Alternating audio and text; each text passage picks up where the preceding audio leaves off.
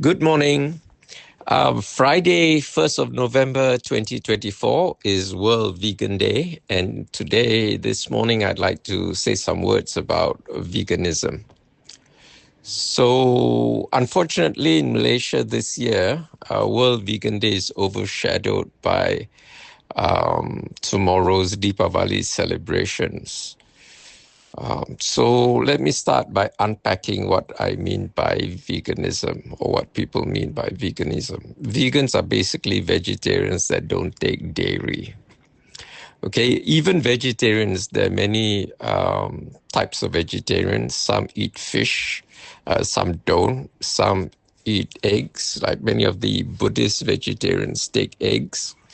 I once asked a Buddhist monk why are eggs allowed in Buddhist vegetarianism. So the monk told me that the eggs that you buy are all sterile. They haven't been fertilized by a male cock. Okay, there's no pun intended there. So they are not viable. They will never hatch into a chick, so they're not considered life. And therefore, eating the eggs, you're not killing life.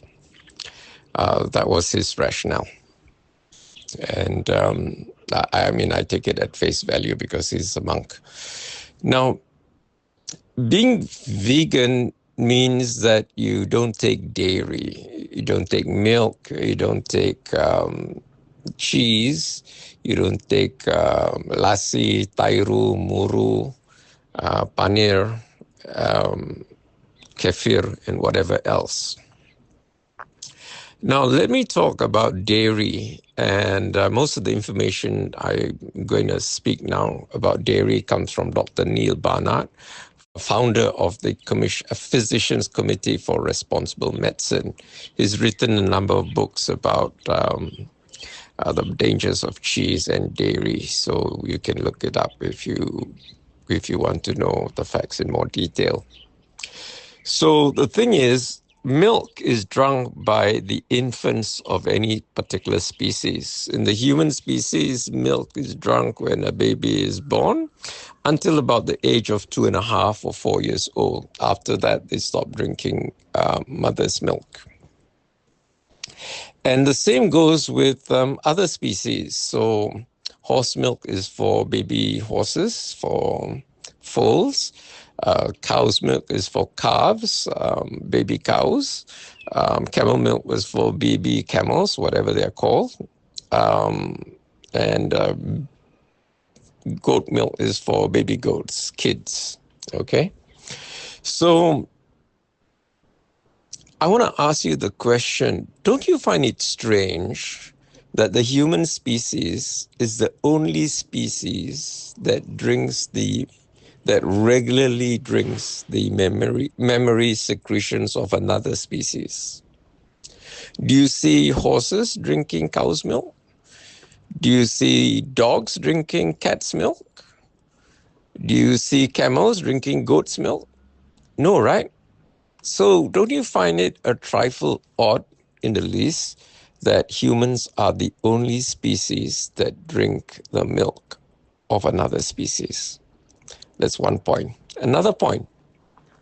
Once you've weaned off mother's milk, you have no business drinking milk. Human milk, let alone the milk of another species. Why do I say that? Well, like I said earlier, milk is meant for the infant of that particular species. Why? Because the infant is not matured, the organs are not fully developed, they can't produce certain things like hormones and immunoglobulins and vitamins and other things. So the mother makes it for the baby and gives it to the baby through the milk. Now, I mentioned hormones earlier. So the mother produces hormones for the baby because the baby's endocrine system is not matured enough to produce the hormones on its own. Now, when you drink cow's milk, you're also consuming cow's hormone. But worse than that, you're drinking two other things in addition to the indigenous bovine hormone.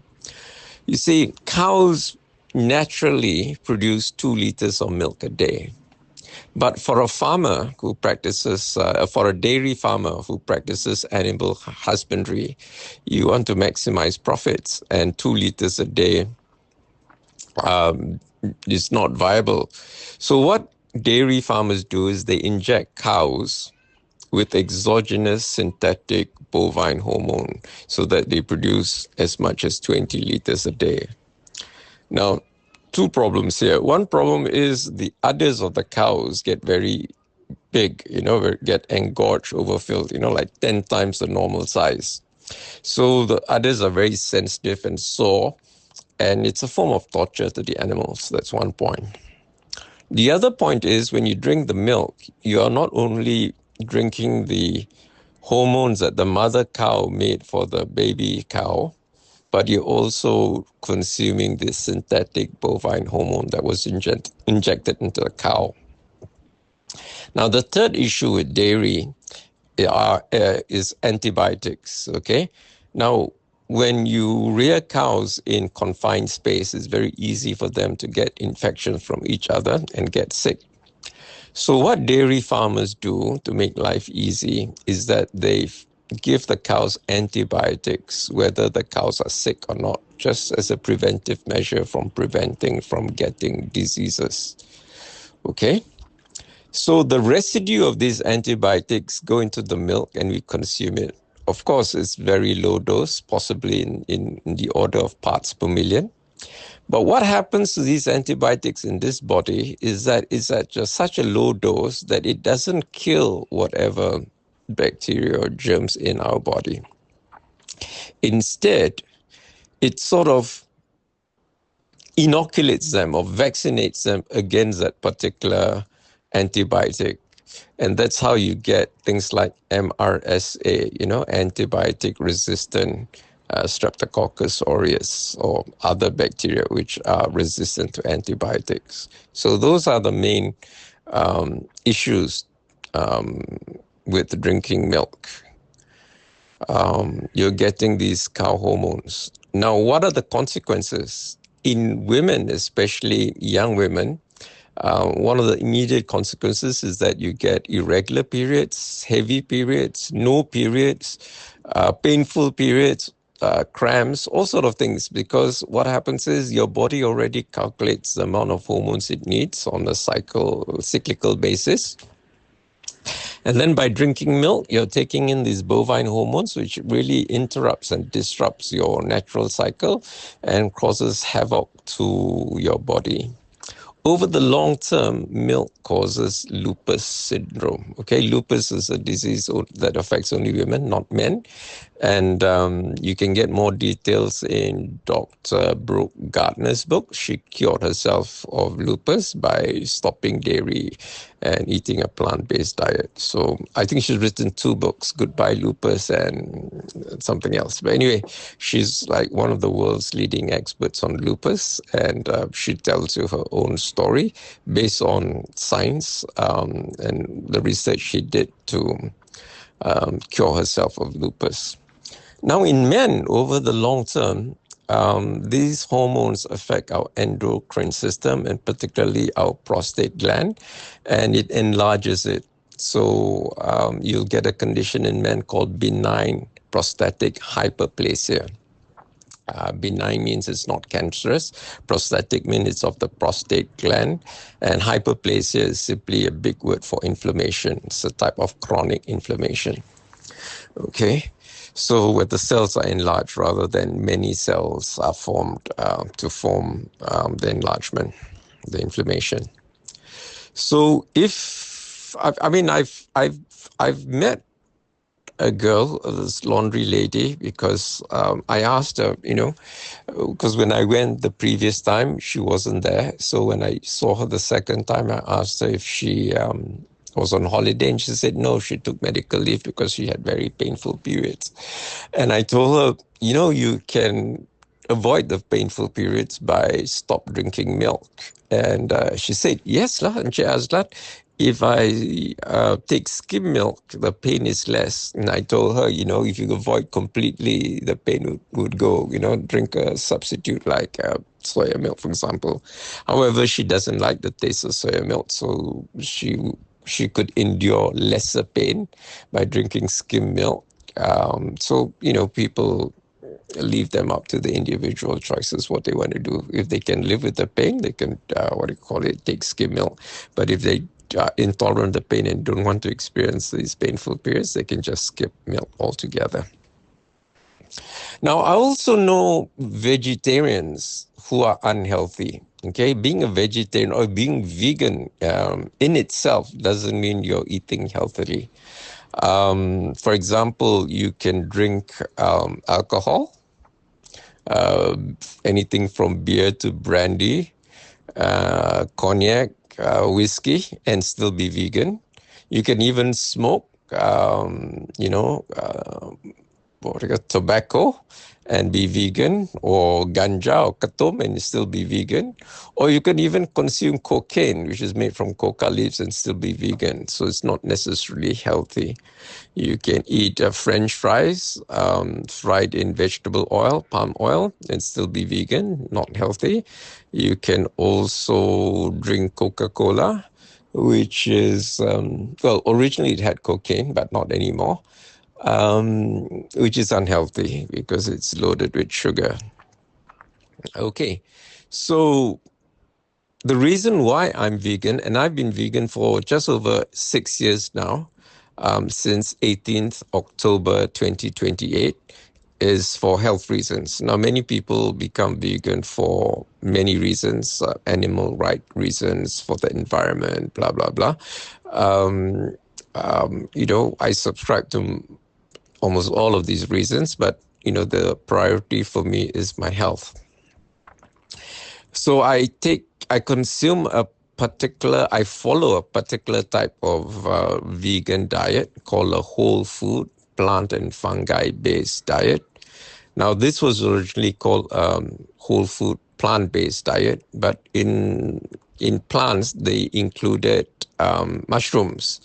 Now, these people who originally thought up the word were not taxonomists or botanists, or mycologists, so they weren't aware, not their fault for their ignorance, that mushrooms are not plants. They belong to a different kingdom of their own called fungi. So fungi are mushrooms and toadstools, okay?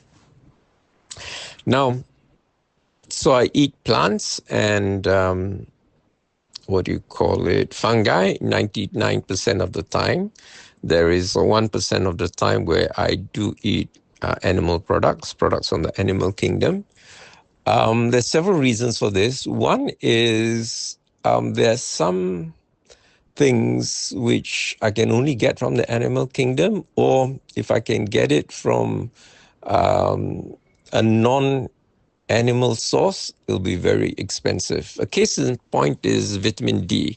Now, I have a particular problem with my metabolism. My body doesn't make enough vitamin D of its own. Nobody seems to know why. Doctors don't care to know why. They just give me the treatment, which is every 2 weeks I take a long-acting vitamin D supplement. So when I looked up the literature, this particular supplement, or most cheap vitamin D supplements, are derived from lanolin, which is a secretion on sheepskin. Now, before the vegans go up in shock and horror, let me tell you that the sheep are not sacrificed in obtaining the lanolin.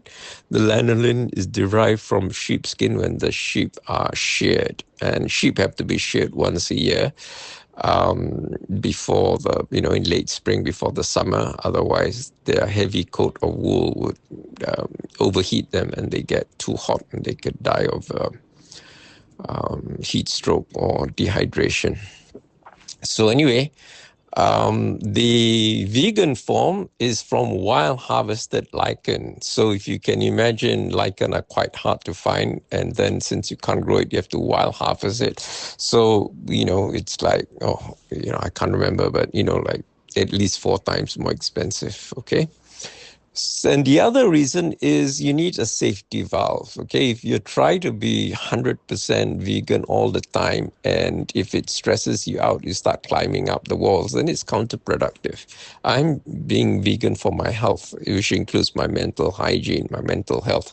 So rather than go crazy, once in a while, when I cannot tahan anymore, I will have something which is not from the plant or fungi kingdoms, particularly if I go out. So if I go out or go to a function or party or kanduri or whatever, I don't be an asshole and say, I can't eat this, I can't eat that. Can you prepare something special for me? You're just being a pain in the butt to your host. So that's the occasions where I do go off diet, off plan. As Dr. Neil Barnett says, this is Dr. Neil Barnett, founder of the Physicians Committee for Responsible Medicine. He says it's okay to go off diet 1% of the time, so long as it helps you be on plan 99% of the time. And that's very good sense. Now, Dr. Neil Barnett was also, although he's more known as a nutritionist, in his early career, he was trained as a psychiatric intern. So he does know a thing or two about mind science. Now, the other people I follow was the late John McDougall. He's just passed away. He's written many books. He's most famous for The Starch Solution. He passed away about a month or two ago, actually. And he was in contact with Atkins, the Atkins of the Atkins diet, the widow, and got the medical records and found out that he died of heart failure. And primarily because on the Atkins diet, it's a high protein diet. The Atkins diet is more than 70% protein. And most of the rest are fats, and I think 5% or less carbohydrates. Okay, so that's not a particularly healthy diet. Similarly with the keto diet, which is 70% or more lipids. Okay, so what do you call it? It causes health issues in the long term. In the short term, if you look at studies done of less than 2 weeks duration, your blood sugar looks very nice and all that. Of course, it looks nice because you're not consuming any glucose or carbohydrates that break down into glucose. But having such a mega dose of lipids do cause problems in the long run. Okay. What else? So my particular type of veganism is a whole food, plant-based diet, but in that word plants, I include fungi. And it's, I avoid ultra-processed foods, okay? So ultra-processed foods was a concept that was classified by Professor... I can't remember his first name, Carlos. He's a Brazilian professor at University of Sao Paulo. So he invented this NOVA ultra-processed food classification system. He's got category 1, 2, 3, 4. Category 1 meaning minimally processed, category 4 the most processed. And this NOVA ultra-processed food classification system has been widely adopted primarily by the Food and Agriculture Organization of the UN. And most nutritionists worth their salt will know about it. Okay, so I avoid SOFAs. SOFAs is an acronym that I created for sugar, oils, flours, and alcohol. Now, sugar, with that white powder we call table sugar, or even brown sugar, is, to me, it's poison, primarily because it's been refined, extracted, and purified to become this white powder. In the same way that cocaine is poison. Now, when I was in Peru and climbed Machu Picchu, they gave me these leaves to chew, ostensibly to avoid altitude sickness. So as I was chewing it, I asked them, what leaves are these? And they said they're coca leaves. And I went, shock, horror. You're giving me cocaine? They laughed at me in the face. And I asked, why are you laughing? He said, we've been chewing coca leaves for thousands of years. It's not an issue. And I said, what do you mean it's not an issue? They make cocaine from coca leaves, don't they? And they said, it takes 400 kilos of coca leaves to make 1 kilo of cocaine. And later in the city called Cusco, which has the airport nearest to Mount Machu Picchu, and also in the capital Lima, when I went to the supermarkets, I found that they were selling coca leaves in packets just in the section where they were selling tea and coffee, very openly, perfectly legal, perfectly fine, okay? So like Paracelsus says, Paracelsus is a Swiss 15th century physician. He said that everything is poison. It's a matter of dose. So if you take cocaine in the form of coca leaves, chewing it, it has beneficial effects. It has a therapeutic value. In fact, Paracelsus, he's saying everything is poison. It's a matter of dose. He introduced the concept of the therapeutic window.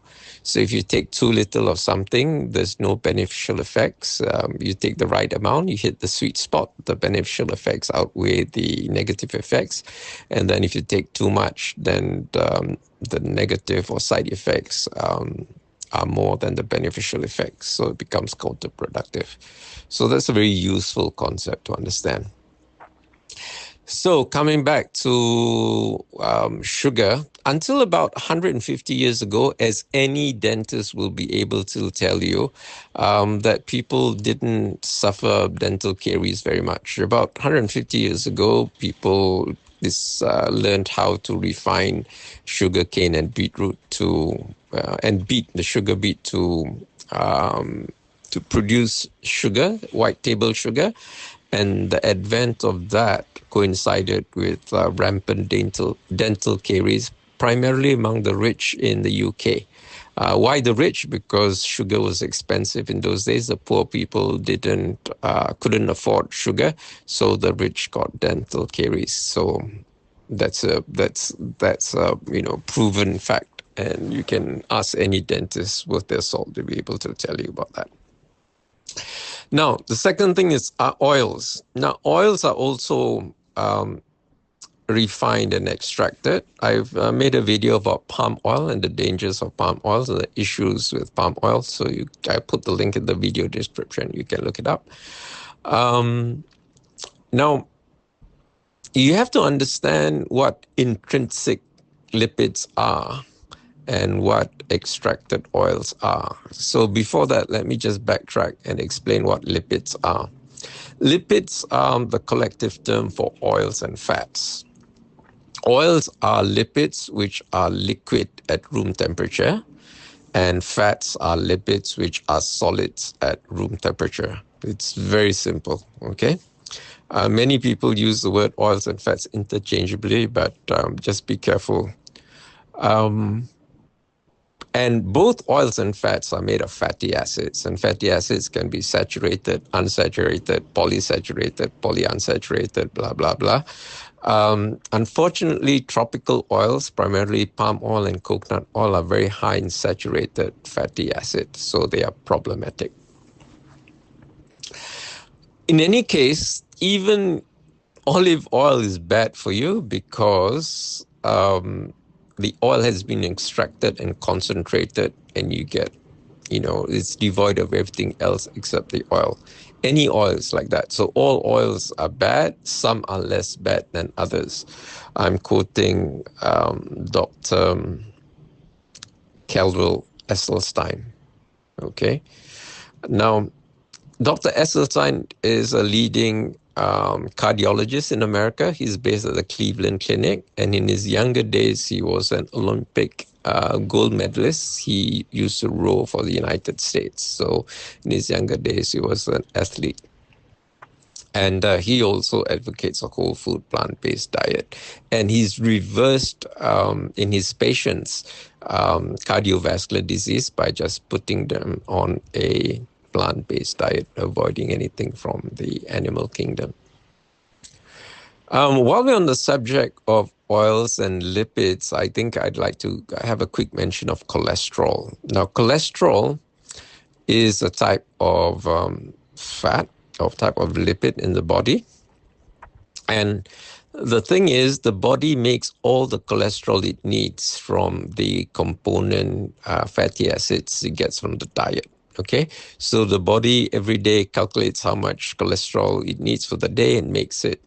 So when you take cholesterol in your diet, what the nutrition called dietary cholesterol, and you get dietary cholesterol from eating animal products, you will overdose on cholesterol. Okay, it's as simple as that. And cholesterol is needed. In fact, 90% of your brain minus the water is cholesterol, and cholesterol in everyone's adipose tissue, which is the fat under the skin, captures, when UVB light from the sun hits it, it produces vitamin D, except in my case, that mechanism is faulty and doesn't work. So I have to take long-acting, slow-release vitamin D supplements. Instead, I mentioned this earlier. Okay. However, when you have an overdose of cholesterol, but particularly LDL, low-density lipoproteins, depending whether you want to pronounce it the American way or the UK way, it becomes problematic. And not just the absolute amount of your low-density lipoproteins, it's your total cholesterol. If it's above a certain figure, then it's also problematic. And also the ratio of your LDL to your HDL. Okay, so that's the thing with cholesterol. Cholesterol are lipoproteins. Lipoproteins are molecules which are lipids, lipo, and proteins. So they're a bit of half and half. Okay, so all oils are poison. All oils are bad. Some are less bad than others. There's no such thing as a healthy oil. They're all bad. The notion of a healthy oil is a myth. Now, instead of eating or consuming oils, eat the stuff from which the oil is derived. So instead of eating olive oils, eat olives. Instead of taking soya oil, eat soybeans. Instead of taking corn oils, eat jagung, corn. Okay. Now, let me tell you something very interesting about coconut oil. Did you know that to make 1 kilo of coconut oil, you need 30 coconuts? So the lipids in 30 coconuts are concentrated to become 1 kilo of coconut oil, minus the water, minus the antioxidants, minus the vitamins, minus everything. Okay, so it's concentrated. Now, a lot of people have the wrong notion that, I can't eat curry because it's got santan in it, and the santan has got cholesterol. That's nonsense, okay? Cholesterol is only found in the animal kingdom. Nothing in the plant kingdom, makes cholesterol. Your body will take the fatty acids in the coconut that you eat and turn it into cholesterol on its own. So if you take coconut oil, then you overdose on these fatty acids, and your body, if it can't get rid of it, it will store it as fat, and you get obese. And if you don't exercise or fast to burn up these stored energy in your fat, then it starts becoming ectopic fat. Ectopic fat is misplaced fat. That means your fat storage area, basically your adipose tissue, which is the fat under your skin, the store is already full, saturated. Then the fat can't be stored there anymore, so it goes in your bloodstream and goes around your body, trying to find somewhere to call home. And usually it'll get stuck somewhere. And the first port of call normally is in muscle tissue, and you'll get stuck in the insulin receptor sites, and it causes a condition called insulin resistance. Okay, I won't get into this because that's another lecture in itself. So flours are processed, okay, and they're made from grain. So eat the whole grain. So instead of taking barley flour, barley powder, eat the barley grains. Instead of taking wheat flour, even brown whole wheat flour or atta flour, eat wheat. Now, it's very difficult to find bubur gandum nowadays, okay? But if people can find whole grain wheat and make bubur gandum, let me know. I miss it from my childhood. It's actually quite nice, okay? So eat the original source, the whole food from which the oil is derived. Then you will get the what do you call it? The food in its entirety, including all the antioxidant, vitamins, enzymes, whatever. So, wait, I digress. I jumped the gun. So back to coconut oil. So how I consume santan, for example, is I get a kelapa parut. You don't need the whole coconut, just get half a coconut worth of kelapa parut. Put it in a blender with 400 ml of cold water, put lots of ice, and then blend it for 7 to 8 minutes. Now, I tell you, 7 to 8 minutes is a very long time. Your blender will get hot if you do not put ice. So make sure you put ice. And what will happen is all the fiber, dietary fiber, all the hampas will get dissolved and you get very thick santan at the end of the day. Okay, you can thank me later. It's so beautiful. Now, how people normally make santan is they will take the kelapa parut, half a kelapa parut, for example. They add hot water to it. Now, hot water will destroy the antioxidants, vitamins, and enzymes because they begin to degrade above 57 degrees Celsius. Then they squeeze it out and they throw away the dietary fiber. And in the dietary fiber, locked in the three-dimensional matrix of the dietary fiber are phytochemicals. Phytochemicals is just a big word for plant chemicals. This includes vitamins and enzymes and antioxidants and stuff like that. Micronutrients, basically. Micronutrients are just words for nutrients they need in microscopic quantities, small quantities. So you throw all the good stuff away, and what you're left with is what do you call it, an emulsion of water and the lipids, okay, and the oil. And that's santan, made the traditional way. Whereas in my way, you also get all the goodness from the dietary fiber, which doesn't look like fiber anymore because it's been, pulverized by your blender. And because you put ice, it doesn't reach above 57 Celsius. So the antioxidant, vitamins, and enzymes are still viable. Okay, and you get the dietary fiber. Now, dietary fiber you pass out in your poop. However, so it's like not food for humans because it's basically cellulose, which is, indigestible for humans. However, it's food for your gut microbiome. Your gut microbiome is a big kettle of fish, 35,000 species of yeast, molds, bacteria, viruses, and God knows what else. But generally, you can think of them as being in either of one of two categories. One is the dietary fiber-eating gut microbiome.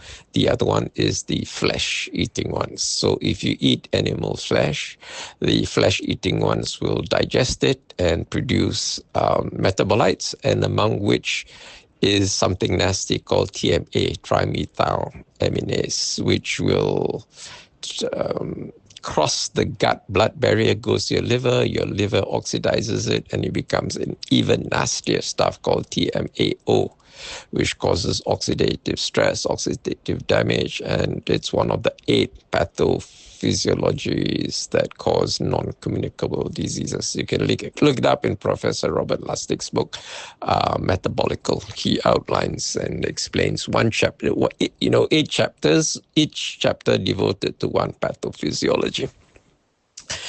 Now, so you need dietary fiber for your gut microbiome that eats dietary fiber, which produces good stuff for you. It produces 90% of your neurotransmitters, 70% of your immunoglobulins, basically 70% of your immunity is made by your gut. okay? And your mental health, your brain chemistry is, dependent on neurotransmitters, and your gut microbiome makes it for you. And for me, and most other vegans, I have particular gut microbiome that makes vitamin B12 for me. There's nothing in the animal kingdom that makes vitamin B12. It's only the soil bacteria. In fact, the particular gut microbiome that makes vitamin D12 is actually soil bacteria. And when you think about soil bacteria, makes compost. It decomposes vegetative matter, which is basically cellulose, into compost, which is the good stuff, fertilizer. So the same bacteria in your tummy decomposes cellulose, which is the raw material of vegetative matter, cellulose and stuff, and makes good stuff for you. So we have what we call a biotic association with this particular gut bacteria and all the other gut bacteria in your body. Now, the problem with the flesh-eating ones is that they produce TMAO, and it's nasty stuff. So if you go on a vegan diet, you don't feed the flesh-eating ones, then they starve and they die out, and then you solve that problem. If you keep eating dietary fiber, your dietary fiber eating gut microbiome will multiply and proliferate, and they produce all the good stuff for you. So it makes, common sense for me. However, if you want to go vegan after listening to this lecture, I advise that you transition to veganism. Transition to a whole food-based diet takes a month. There's a whole methodology to do this. Why a month? Because you need to build up gradually your flesh, dietary fiber eating microbiome. Because if you start going overnight, like I did 8 years ago, on the 18th of October 2018, not knowing any better, and I don't have enough dietary fiber eating gut microbiome to digest the huge amounts of dietary fiber I suddenly started eating. Then once they don't get digested, what happens instead? They start fermenting. And the two metabolites of fermentation are one, carbon dioxide, which produces gas, carbon dioxide gas. So you get a lot of flatus, you get a lot of burping, you get, distended tummy, and you get hiccups and all that kind of thing. And I tell you, the gas, you'll get very stinky farts because of the fermentation. And the other byproduct of fermentation is alcohol. Alcohol is a basic byproduct of any fermentation process, and it's a very low dose alcohol, so you won't get drunk, but it will cross your gut blood barrier and eventually ends up in your brain, causing brain fog. Okay, so that's another reason why you should avoid eating or jumping straight into the deep end into a vegan diet. You need to transition. So it takes a month. In the first week, only breakfast is compliant. Second week, breakfast and lunch. And then third week, breakfast, lunch, and dinner is compliant, so that you slowly build up your dietary fiber eating microbiome. And in that time, you don't eat meat, you slowly don't eat meat, and your flesh eating gut microbiome, you eventually starve and die. You don't have to worry about them anymore. Okay, and then in the fourth week, you can start doing things like intermittent fasting, 1 meal a day and whatever. Okay, I'm also on 1 meal a day. It's called an OMAD diet, OMAD, 1 meal a day. Okay, but don't jump straight into the deep end and do OMAD, I've heard this lecture by AZLAN and I want to go vegan or whole food plant-based, and tomorrow I start doing it. That's the wrong way. You have to transition, okay? A lot of people advocate jumping in the deep end, and then when there are issues, they say, you just persevere, push through, use some discipline and determination and go through. That's the wrong way. I'm a guy who prefers the path of least resistance. Make it easy and effortless, and you get results. If you try so hard, at the end of the day, you give up. Just like Dr. Neil Barnard says, if you try 100% to get it right, and then it's so difficult, you give up and you say veganism is not for me. There's a whole bunch of jokers who prepare compliant food and send it to your home. 3 meals a day, they do one delivery. So, you prepare your own breakfast, but they send you lunch and dinner. And they package it with a blood test. So they do a blood test before and after. So you can buy 1 week or 2 week meals, and then you're supposed to eat their meals and only their meals, except for breakfast and what do you call it? Because they provide lunch and dinner, and they want you to jump in the deep end. And then a lot of people I've recommended tried it, and they get the side effects, and then they give up. They say, veganism is not for me, and then they badmouth and tell people. So these people are irresponsible. But you can understand why they do it, because it's just more convenient for them to do it that way. And they also want your blood test results to prove, they do some meta-analysis of all the people who go on their plan that a vegan diet is good for you. Okay, but it's more like torture at the beginning if you're not a vegan or not born vegetarian to do this. So please transition. Please, please, please don't listen to these people who want you to go and jump in the deep end. They mean well because they're very enthusiastic. They're seeing results, but they are advising you the wrong thing. To me, they are inflicting their idiocy on the rest of us and bring whole food plant-based into a bad name because people get the side effects and cannot tahan. I mean, if you've had brain fog, you know how effed up your brain will be and you can't think, you tend to be like, makes you stupid, turn you into a zombie. And also the fat thing is very antisocial because it stinks to high heaven. Okay, alcohol I don't take anyway, except in possibly very small amounts, residue. All vinegars may have trace amounts of alcohol because all vinegars are made through a double fermentation process.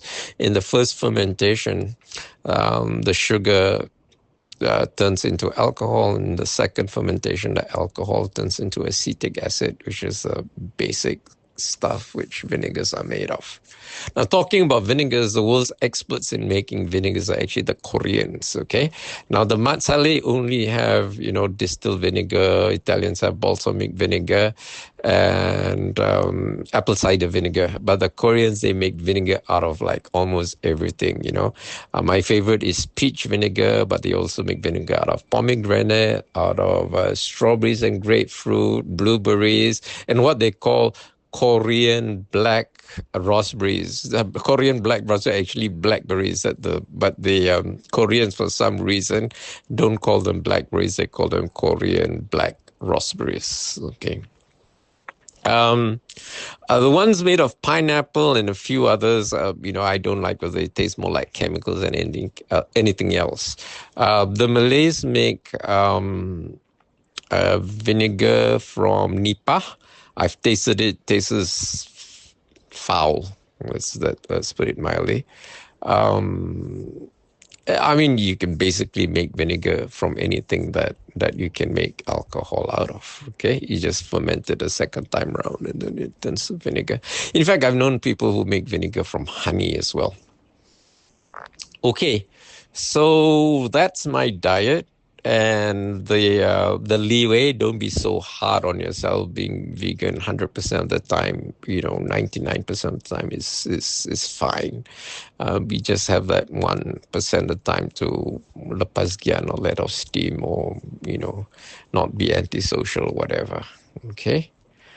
And I can tell you, being a diabetic, that if I were to take one meal, say if I take a meal of roast lamb, that one meal would screw up my blood sugar for the next 2 weeks, okay? The cause of diabetes is not sugar, like what most people think is actually fat, because the fat prevents the sugar from getting into the cells of every organ and muscle tissue in your body, so it remains in the blood. Now, high blood sugar is not diabetes. The problem is the sugar is there because it can't go where it's supposed to go. That is the problem, okay? The sugar in the blood in itself is not the issue. The issue is it's there because it's not going where it's supposed to go. Okay, I better end now. It's been, quite a long lecture today. I didn't intend it to be this long. It's almost 45 minutes. So see you next time. Bye, and happy Vegans Day on Friday.